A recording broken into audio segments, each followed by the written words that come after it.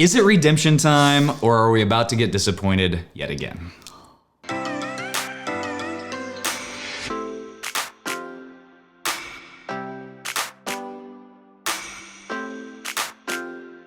Hey everyone, Dan and Leslie back for another Disney dining review. Today we are headed back to Space 220. We managed to somehow snag the unicorn of a reservation at the lounge, which those are really tough to find because you don't have the fixed pricing in the lounge. The last time we went to Space 220, the only other time we've been to Space 220, was a couple of years ago, 2022, when we had our horrible experience at the Space 220 restaurant.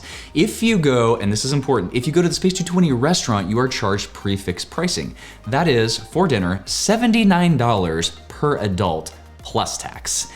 When you go to the Space 220 lounge, it is a la carte. So you're not forced to pay $79 for subpar food. And to be fair, we haven't been there in over 2 years, so their food may be excellent now, but we've been scared to go back. So tonight, we are going to the lounge and trying some of the a la carte items. We have had many of you out there begging us to go back and give it another go, but I will say that $80 a person is a little hard pill to swallow to go back and be disappointed again. So whenever we found the lounge reservation, we were excited that we got to try this again in a different way. For the lounge options, we have got deviled eggs, we've got shrimp tacos, we've got space wings, which is some sort of barbecue wing situation. You've got short rib sliders, you've got calamari, you've got cauliflower that's breaded and fried, and you've got apparently hot sauce and blue cheese to dip it in. You've even got a pork belly, which all of these items are between $16 and $18 with the exception of the $12 deviled eggs. So at least I think the pricing is right. We can order maybe a few items and a couple of drinks and still be well below that $79 each. Yes, for sure. And what I'm very interested about, because one of the things we were kind of disappointed in last time were the beverages, and they're made by the same bar as the lounge was. And so previously our experience was that the glass had far too much ice and just not enough actual beverage that made it worth the, $15, $17 prices that they put on their beverages. So we will see. There's only one way to find out if the lounge is a better experience than the restaurant. I'm a little bit nervous, but are you ready? Sure. Let's do this.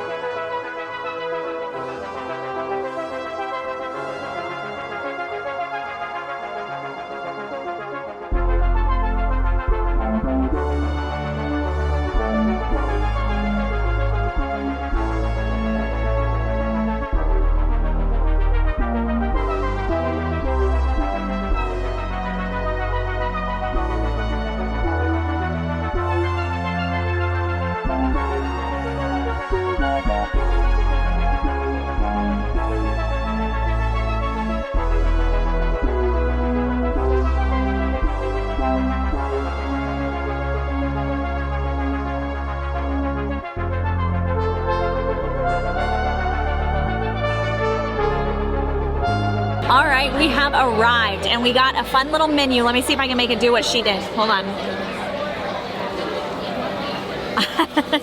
But it's the little drink menu. So it's all the same drinks that are on the regular menu here that they gave us, but it has pictures. So if you want to see what your drink is going to look like, which is kind of nice sometimes to look and see what it looks like, it's kind of a fun little menu option. I think I'm going to get the Black Hole Fashion. It is $20, which is on the pricier end of old fashions, even for Disney World, so hopefully it's good. Okay, so I got the Black Hole Fashioned, which is a black old-fashioned. It does have one large cube, so we are off to a good start here. Hopefully. It actually came with a really nice smoked presentation as well, so that's a plus. So $20 may be a good price for this. Pretty well balanced. It's a little bit too bourbon forward, but I'm not going to complain too much about that. The presentation, the theming, the one large cube, that's I mean, man, just a touch more on the sweetness. It would have been perfect. So that's a pretty decent old fashioned. I got the margarita. So my foam has kind of gone away a little bit, but it came with a lime salt foam on top of it that had electric dust, and then it's a watermelon lime sour along with tequila. It's okay. It doesn't have a lot of strong flavor in it. Like, I get a little bit of lime, but not even like a ton. I do get a little bit of watermelon, but maybe it's a little melted on the top, and that's why. But it tastes somewhat bland-ish. I'm gonna drink it a little bit longer, and I'll come back and let you know what I think by the end. Our food has arrived. So first we got the deviled eggs. This was my pick. They look kind of fun. They have a little slice of bacon next to them, and I'm a fan of deviled egg. Okay, it's a decent deviled egg. It's maybe just a smidge too salty, but there's a lot of good flavor in there, and I like that it comes with the bacon on the side. That's a tasty piece of bacon. Then we also got the calamari. I just tried a bite, and I actually did two. I got, because we have two different sauces here. I really like that orange sauce. I'll need to look at the menu to see exactly what that is. But the calamari itself, the breading could stand to just be maybe a touch done more, but the calamari itself is not too chewy, which is pretty nice. That's kind of hard. That's what a lot of restaurants get wrong, is whenever the calamari is too chewy. So I'm okay with this. We got two more things. We got the sliders, which actually look pretty tasty. It comes with two little sliders like this and a basket of fries. Let's try a fry first. Standard fry. Good though. I mean, not bad. It's honestly pretty well done. It's shaved like roast meat. So these are short rib sliders, so I should have known that it wasn't gonna be like a patty, but that's pretty well done. And then we also got the wings, which I've already touched one, but they have a very, very sticky sauce on them. So here we go. That's a solid wing. I prefer hot wings. This is more of a sweet sauce. It's like a sweet, it's very sweet. But the doneness of the wings are perfect. It's crispy on the outside, like they were perfectly fried and pretty well sauced. So other than it not being a traditional buffalo wing, that's a solid option.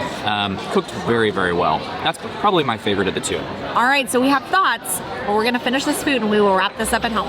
All right, we are back. Before we get into this redemption story, if you are looking to plan your next magical vacation, please reach out to us over at Fantastical Vacations. We plan Disney destinations, Universal Cruise Lines, and all-inclusive resorts. I don't know if it's totally a complete redemption. However, it was a much better experience than our first dining review in the Space 220 restaurant. So just to be clear, the Space 220 restaurant is the majority of the space in there. Like, more than the majority. I mean, like, it is. So literally we asked where the lounge was, and she was like, it's this triangle. There are 8 tables. And I think I counted 10 or 12 bar stools. And I don't know if the reservations count for the bar seating. That could be walk up, I don't know. But for sure the 8 tables, that's what you're fighting for reservations at the Space 220 lounge. And several of those are 2-tops. So there's not a lot of space in there, right? Yeah. Like we were at a 2-top, there's a 2-top behind us, there was a couple more 2-tops. So 8 tables, and there's probably not more than 24 seats of those 8 tables. Anyway, there is not much availability. However, this is the reservation to get. Yeah. The Space 220 lounge, not the restaurant. I mean, go to the restaurant if you want, but the lounge is a better experience. You can still order the regular prix menu if you want it, but you also have the opportunity to do what we did and order just the small bites and the drinks. Yeah, so let's just start with ambiance and theming. So, last time ambiance got a major hit because of where they sat us. There were like kids running around like crazy. It was just, there was like people looking over at us at our food. It was just awkward and weird. This time we were on an aisle and it was, so people were walking past and stuff, but it was just so much nicer. And then the theming in there is just absolutely stellar. We gave ambiance and theming a 4. Let's talk service for a second. Our waitress this time was lovely. Now, it wasn't 5 out of 5. I mean, I just think they're probably just too busy in there to really make it a welcoming experience, like where you feel like you're in her home. But she was lovely. She was quick to answer questions. She checked on us multiple times. She filled up water glasses. She cleared plates when we were done with them. She gave us enough time to enjoy things and visit, and then not too much time to where we thought like we were forgotten about. So she was definitely above average. We gave her a 4. Drinks. So Dan's drink was quite good. It was a decent old fashioned. Like he mentioned earlier, it was a little bourbon forward, but there was the one large cube. It was on point with like the theming with the black and spacey feel to it and everything. My drink was like okay, and so we kind of went, I think you said you thought yours was like a 4, mine was more like a 3, so we settled on a 3.5 for drinks. I mean, yeah, I think mine specifically, like, it was just not quite balanced, but the presentation, the theming of it, like, it was solid. If it just been just a little tweak to the recipe. It's just such a super simple recipe, but so many people mess it up, and that's why I always get it, because it's the most basic. Like if you're a bartender, you got to make an old fashioned. You got to make it well for a good beverage program, at least in my opinion. And but I mean, again, the presentation, the one large cube, the theming of it, like it's a solid 4, and it could have been a 5 had it been just a little bit better balance. Yours though, I tried it and it was like not. Like the first sip, it's like, oh, this is gonna be good, and then it clears your palate, and you're like, what the heck? What is that? I kept saying, I don't know what this taste is. It was like a really bitter aftertaste or something. I don't know. It was just okay. I mean, I drank it, but I won't order it again. It did have a lovely little spacey theme to it. Let's talk food. Okay. I don't know how the food for the main restaurant for the 3-course prix menu is anymore because we didn't get it. But our 4 appetizers that we got in the lounge were pretty solid. The wings were fantastic. Oh, so good. So it wouldn't have been my choice for sauce, but the crispiness, the tenderness of the chicken, it was the perfect bite for a wing. Not fall off the bone, but not too chewy or anything like that. It was the perfect consistency. It was the perfect temperature. It was the perfect everything. Like those wings, I would have rather had a buffalo sauce, but heck to the sauce, because the wings themselves were cooked well, cooked right. Those wings were a 5. Sauce whatever, but the other things had a little bit of catching up to do to the wings. Yeah. So the deviled eggs were okay. They were fine, but nothing really innovative or different in the flavor palette as far as that goes. The little sliders were pretty good. I think they could have had a little bit more flavor, but the French fries, they grew on us. I ate far too many of them. And then they tasted like McDonald's, like good McDonald's French fries. Not quite as good as McDonald's, but along those lines, yeah. Not quite as good as McDonald's. I mean, I kind of think McDonald's does fries well. Yeah, that's one thing that they do very well. And then the calamari, it's just the breading. The breading, thank you, was just a little undercooked. And Dan thought it was crispy. Yeah, he thought it was because I did the lemon on there, but we got to ones that were underneath that, and some of them were perfect, but yeah. So the calamari and the eggs, pretty average, on par with any other place. That I've had better calamari and better eggs on Disney World property. Like Art Smith's is much better. Yeah. So they were pretty much average, but the sliders I think were a little above average, and the wings were real good. So we kind of like averaged all those together and settled on a 3.5. So that is a 3.75 out of 5, which is tremendously better than the 2 that Space 220 restaurant previously got. Now, I will say, walking out as we were talking about everything, we both agreed that this was a much better experience, but I still don't think I have any interest in going back to the restaurant and spending $80 per person. I just don't see how it could be good enough to warrant that. I don't have any interest in going back to the lounge. Even though it was a much better experience than Space 220 restaurant, I don't think I will ever be back to Space 220 restaurant unless it's just like we're at a conference and it's just included or something like that. I mean, so even with the better pricing and not being forced to buy the prefix menu, we still spent $130 something between the 4 appetizers, the 2 drinks, and a tip. And that is still a little bit on the expensive side, although the amount of food was perfect. The 1 drink for each of us, I think, was perfect. But if we had done the prefix menu, it would have been an extra $100. Yeah. You're talking $79 plus $79 plus the $18 and the $20 for the drinks, plus the gratuity on top of that and tax and everything. Like, it gets real expensive real fast, and I can't imagine like bringing a family of like 6 into the Space 220 restaurant. I mean, oh my goodness, that gets real pricey. So, and they don't take the dining plan. They don't take the dining plan.